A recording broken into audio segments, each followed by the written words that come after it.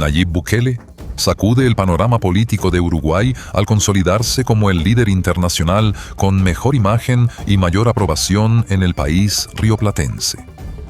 Y que el 50% de los votantes del Frente Amplio en Uruguay simpatizan con Bukele. Una encuesta dio eso.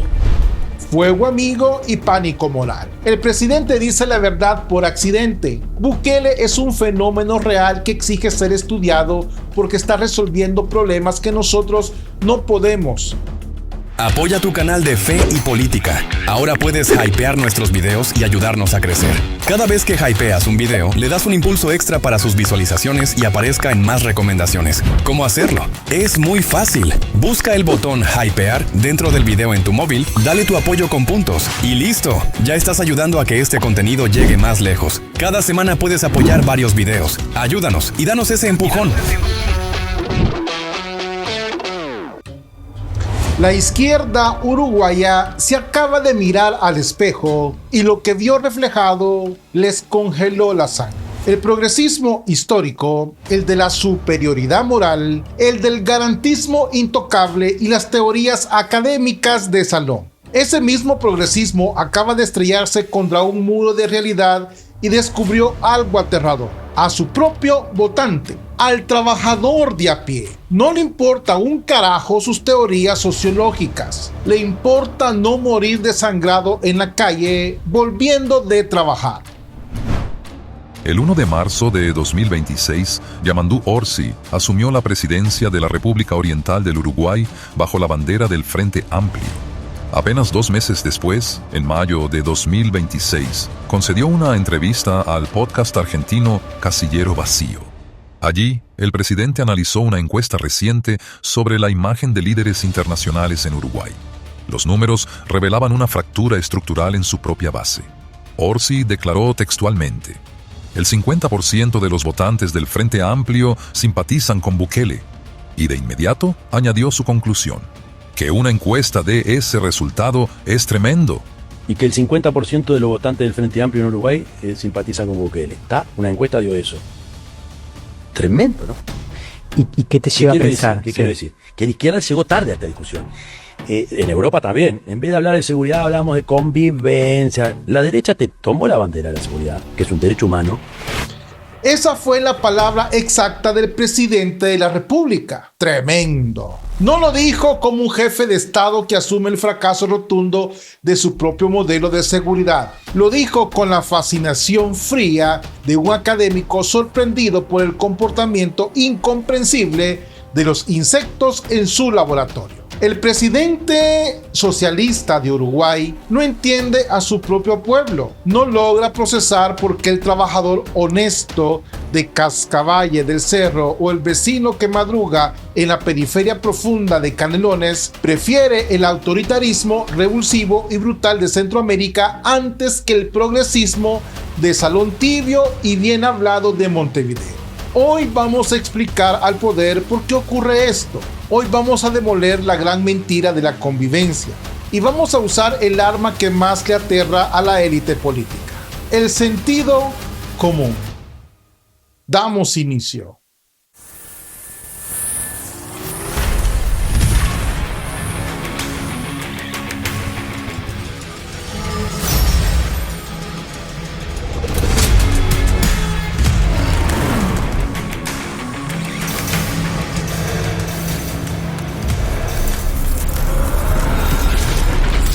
Política y fe, vista de otra manera. Damos inicio. Los datos duros que detonaron esta crisis surgen de un estudio de equipos consultores realizado entre el 19 de febrero y el 5 de marzo de 2026. La investigación midió la simpatía de los ciudadanos uruguayos hacia distintos líderes internacionales. Nayib Bukele obtuvo un 45% de imagen positiva general. Su saldo neto fue de más 25 puntos. El dato fundamental es este: Bukele es el único líder internacional evaluado que logró un saldo neto positivo en Uruguay. El único. Es el país histórico del batilismo en la democracia, considerada como la más estable, civilizada y madura de toda América Latina. en la tierra sagrada de las instituciones sólidas, de los consensos interminables y de las mesas de diálogos eternas. Ahí, el líder extranjero más admirado y respetado por el pueblo es el hombre que metió a 80,000 personas en prisiones de máxima seguridad y se le rió en la cara a todos los organismos internacionales de derechos humanos. ¿Qué te dice eso? Que el uruguayo promedio se vuelve fascista de la noche a la mañana, que el trabajador se despertó odiando la democracia. No. Te dice que el sistema político uruguayo abandonó su deber más primitivo y sagrado. Te dice que cuando el Estado de Derecho es incapaz de proteger el derecho a la vida, el ciudadano desesperado va a salir a buscar a quien se lo haga. Y esto a cualquier precio. Si vamos a algunas encuestas, por ejemplo, dirigidas a la población adolescente y joven, han señalado que estarían dispuestos a apoyar un gobierno no democrático, léase autoritario, si logra resolver los principales problemas que tiene en nuestro país, ¿no? La figura de Bukele puede resonar como interesante, tomando en cuenta de que es su política de seguridad la que de alguna manera está asociada a su figura y además asociada a un discurso y a unos números que lo muestran como una experiencia exitosa. El desglose técnico de la encuesta de equipos consultores expuso el cruce de datos por electorados. Los resultados pulverizaron los mitos partidarios. En los votantes de la coalición republicana, Bukele tiene un 52% de aprobación. Pero el sismo político ocurre en la vereda de enfrente. En los votantes del Frente Amplio, Bukele alcanza un asombroso 41% de aprobación. Aquí está la herida mortal de la izquierda, 41%, casi la mitad de la base electoral del propio Frente Amplio, la misma base a la que educaron meticulosamente durante décadas en el rechazo visceral a la mano dura, la misma base a la que le enseñaron en asambleas que la policía es el enemigo natural del pueblo, la misma base a la que le repitieron hasta el cansancio que la cárcel no soluciona nada y que el castigo es una construcción de la derecha. Esa misma base hoy prende la televisión, mira las prisiones de El Salvador y aplaude de pie. ¿Y dónde está la autocrítica de la dirigencia progresista? No existe, no la hay, solo hay estupefacción, solo hay un presidente diciendo frente a un micrófono ¡qué tremendo! Tremendo no es la encuesta, señor presidente, tremendo es que ustedes hayan convertido la seguridad y la sangre de los pobres en un experimento sociológico. En esa misma entrevista, en Casillero Vacío, Orsi ensayó una justificación teórica sobre esta postura ciudadana. Tremendo, ¿no? ¿Y qué te lleva a pensar? ¿Qué quiere decir? Que la izquierda llegó tarde a esta discusión. La izquierda llegó tarde a la discusión de seguridad y la derecha monopolizó eso. Se apropiaron del concepto de orden.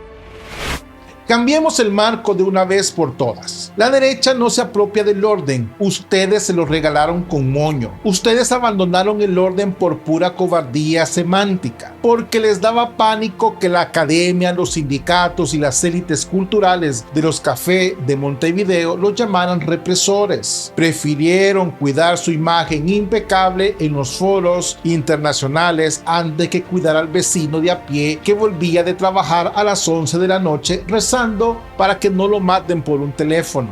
¿Por qué le llaman democracia a dejar que las redes criminales gobiernen barrios enteros? ¿Desde cuándo proteger al hombre honesto y castigar al criminal se volvió un monopolio de la derecha?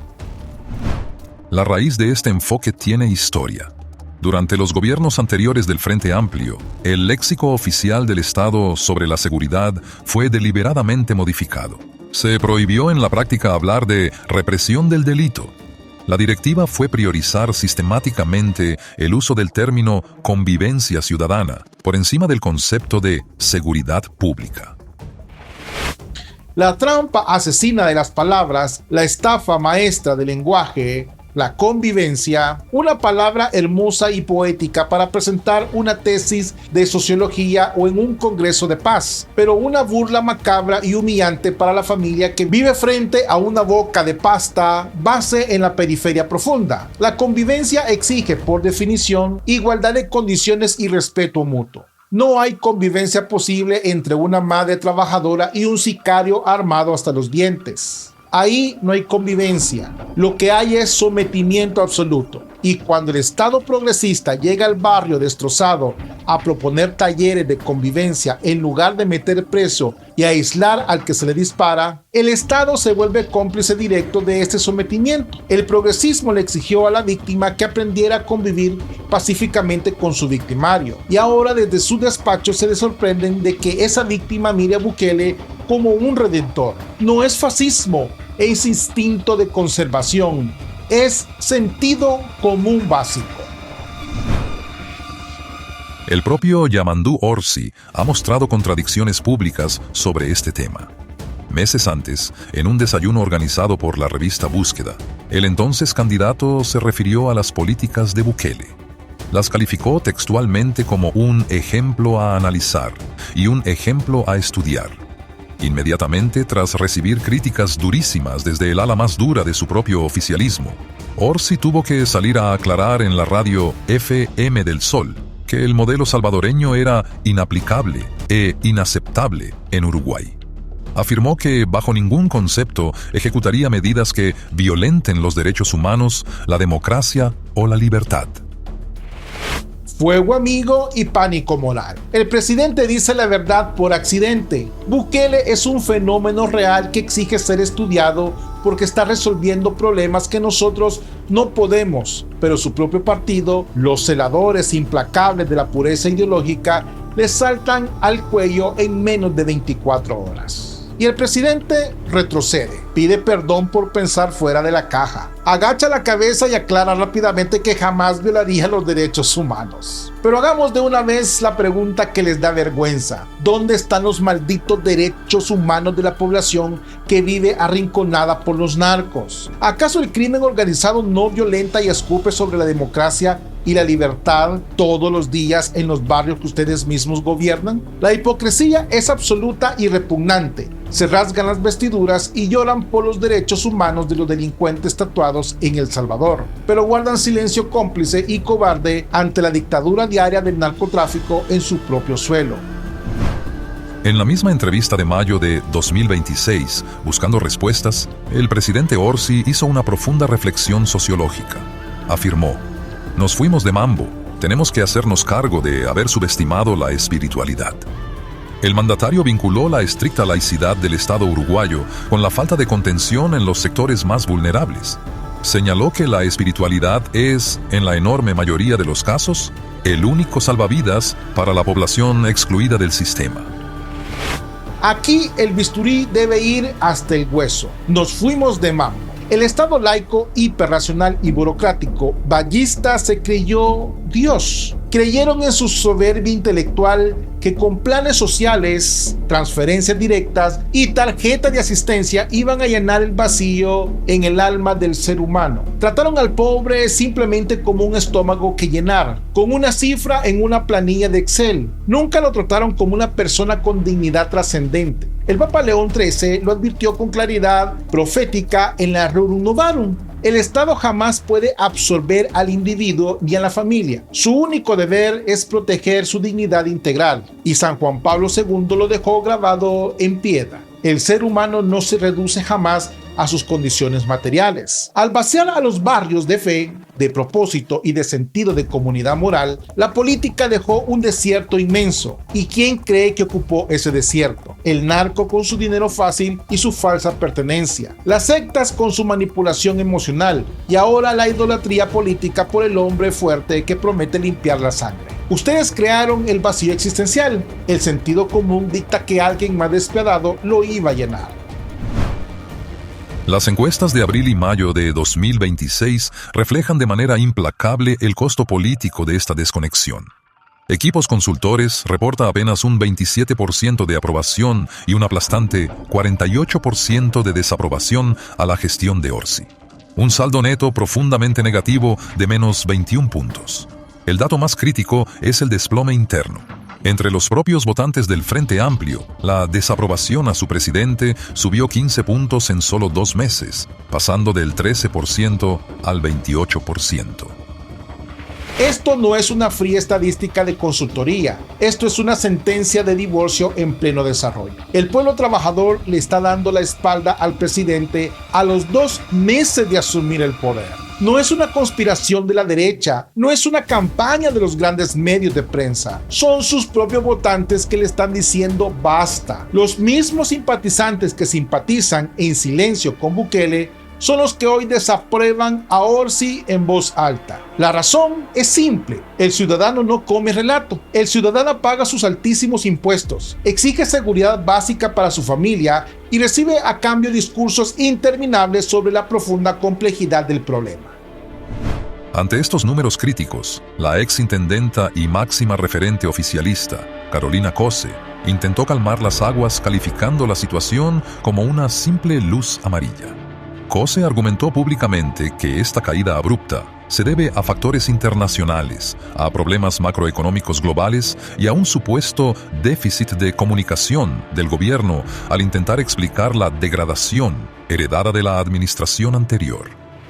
La vieja confiable de la política mediocre, la culpa siempre es de la economía mundial. La culpa es de la guerra en Europa. La culpa es de la herencia maldita que nos dejó el gobierno anterior. La culpa es de que comunicamos mal nuestras grandes ideas. Nunca, jamás, la culpa es de que su visión política es fundamentalmente equivocada. Señora Cose, escuche bien, no hay un déficit de comunicación en Uruguay, lo que hay es un superávit de realidad que les está estallando en la cara. La gente entiende perfectamente lo que ustedes comunican. Comunican debilidad frente al crimen, comunican duda constante y comunican que prefieren proteger y financiar a las burocracias internacionales de los derechos humanos antes que el trabajador que acaba de ser asaltado en las paradas del ómnibus. Esa luz de la que usted habla no es amarilla, la luz es roja y está manchada de sangre.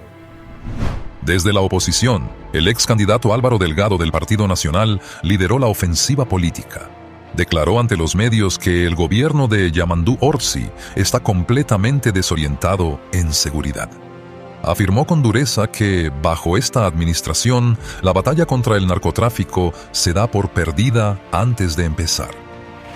La oposición huele sangre en el agua y tiene toda la razón en su diagnóstico táctico. Un gobierno que duda 1 milímetro ante el delito es un gobierno derrotado por anticipado. Pero cuidado, señores de la oposición, cuidado con tirar piedras tan rápido, porque ustedes también gobernaron hasta hace exactamente 5 minutos. Ustedes también prometieron acabar con el miedo y fracasaron rotundamente en desmantelar las raíces financieras y operativas del narco. Y recuerden el dato de la encuesta: el 52% de los votantes de ustedes también mira a Bukele buscando salvación. Esto ya no es un fracaso exclusivo de la izquierda uruguaya, es el fracaso estructural profundo y doloroso de un Estado uruguayo que se volvió blando, lento, cobarde y extremadamente garantista con el lobo, mientras deja a las ovejas completamente solas en medio del campo.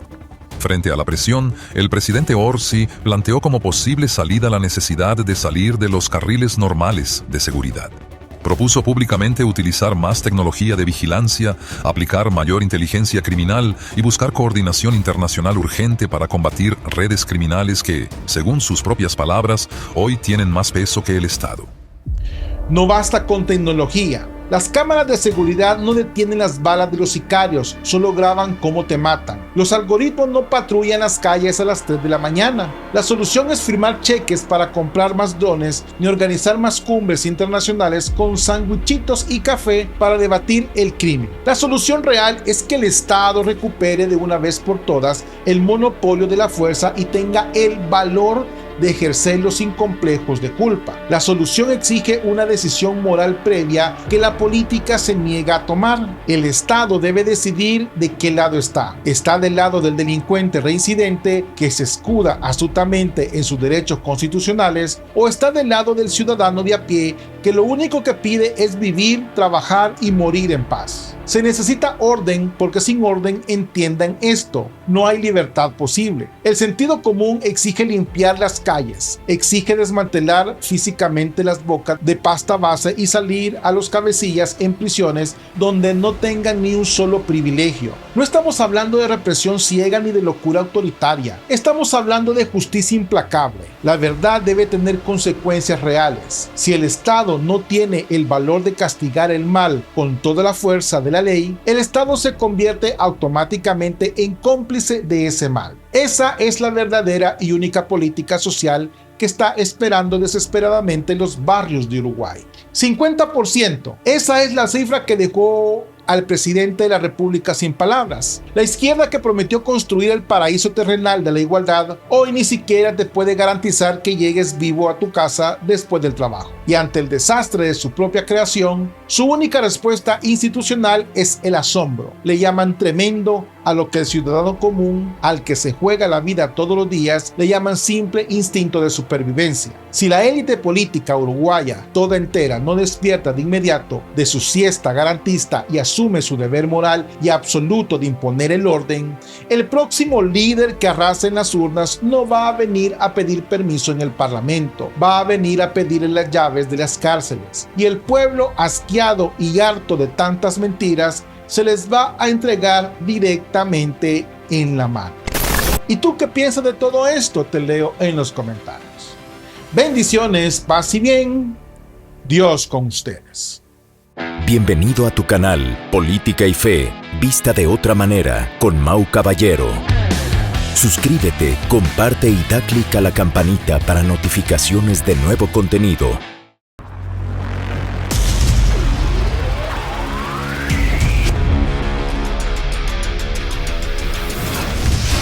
Política y Fe, vista de otra manera.